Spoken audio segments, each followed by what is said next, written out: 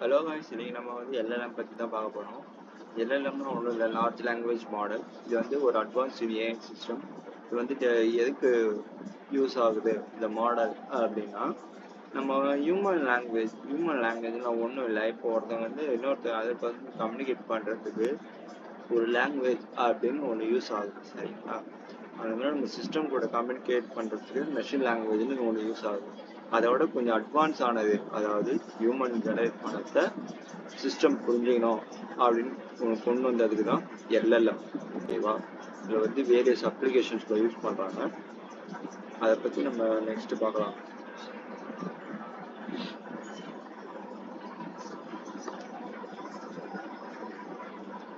இது வந்து potential AI இந்த ஃபீச்சர் அப்படின்னா, ஏஐல என்னென்ன இது பொட்டன்ஷியல்ஸ் இருக்கு அப்படின்னா, டெக்னாலஜி அட்வான்ஸ்மெண்ட். இது வந்து to revolutionise various industries for healthcare transportation by providing advance analytical capacity and efficiency, ஓகேவா? ஒன்றும் இல்லை, ஹெல்த் கேரில் யூஸ் ஆகுன்னு சொல்கிறாங்க. Ethical consideration, crucial concept for ethical impact on use ஆகுறாங்க. Impact and society.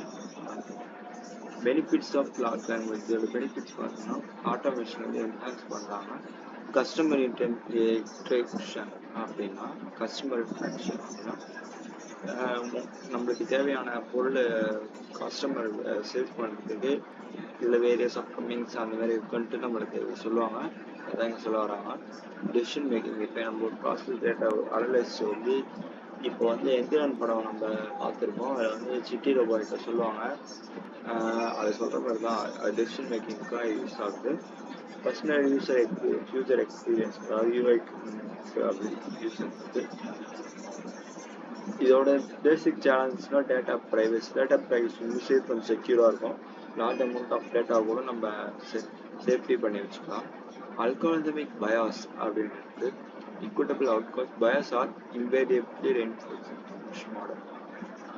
ஒன்றும் இல்லை, இப்போ அட்ரஸிங், இப்போ ஒரு பயாஸ்னு எடுத்துன்னா அட்ரஸ் பண்ணும். இப்போ ஒரு வெயிட் அப்டேஷன் அந்த மாதிரி பேசிக் எத்திக்கல்ஸ்லாம் யூஸ் ஆகும். அப்புறம் எத்திக்கல் டெசிஷன் மேக்கிங், அதுதான் நான் சொன்னேன். அப்ளிகேஷன் ஆஃப் எல்எல்எம் என்ன சொல்லுவாங்கன்னா, டெக்ஸ்ட் ஜெனரேஷன். இப்போ நீங்கள் வந்து ஜஸ்ட்டு கூகுள் பண்ணிங்கன்னா அவங்க சைடில் வாய்ஸ் ரெகனைசேஷன் இருக்கும். அதில் வந்து நீங்கள் உங்களுக்கு என்ன தேவையோ, இப்போ ஜஸ்ட் இன்ட்ரொடக்ஷன் அபவுட் எல்எல்எம்கிட்ட வாய்ஸ் டைப்பிங் கொடுத்தனா அது வந்து இமெயில் லாங்குவேஜை ரெகனைஸ் பண்ணி அதுக்கேற்ற மாரி அது டெக்ஸ்ட்டாக கன்வெர்ட் ஆகி இப்போ நீங்கள் என்ன சர்ச் பண்ணீங்களோ அதுக்கேற்ற மாரி ரிசல்ட் கொடுக்கும். ஒரு லாங்குவேஜ் டிரான்ஸ்லேஷன், இதுக்கும் அதே தான், கூகுள் டிரான்ஸ்லேட்டரை யூஸ் பண்ணிக்கலாம். ஜஸ்ட்டு நீங்கள் ஏதோ ஒரு அன்னோன் லாங்குவேஜ் நீங்கள் ஏதாவது தெரிஞ்சுக்கணும் அப்படின்னு சொன்னால், உங்களுக்கு தெரிஞ்ச லாங்குவேஜை நீங்கள் சொல்லும்போது அது வந்து உங்களுக்கு ஏற்ற மாரி அது சேஞ்ச் பண்ணி உங்களுக்கு என்ன வேணுமோ அதுக்கான யூஷோ சென்டிமெண்டல் அனாலிசிஸ்.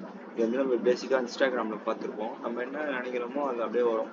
அதாவது நம்ம ஃபோனை வந்து நம்மளுக்கே தெரியாமல் அக்சஸ் பண்ணி நம்மளோட மூடு எப்படி இருக்குது அப்படின்னு சென்டிமெண்ட் பண்ணி அதுக்கேற்ற மாரி நம்மளுக்கு ரீல்ஸ் வந்து ஃபீட் ஆகும். Implication of AI and job marketing work force.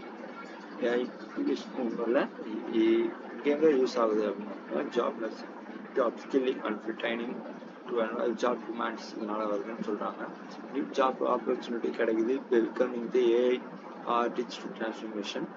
Augmentative work ஃபோர்ஸஸ்னால் கொலாபரேஷன் அண்ட் எஃபிஷியன்சி, கம்பெனி ப்ரொமோஷனுக்காக வேரியஸ் ஒர்க் பிளேஸ் வந்து நம்ம கொண்டுட்டு வராங்க.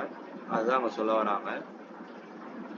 இந்த மாதிரி பேசிக்கான வேரியஸ் நியூமரிக்கல் டேட்டாஸ்லாம் கொடுத்துருக்காங்க. எல்லாம் வந்து எங்கெங்கெல்லாம் யூஸ் ஆகும்ட்டு.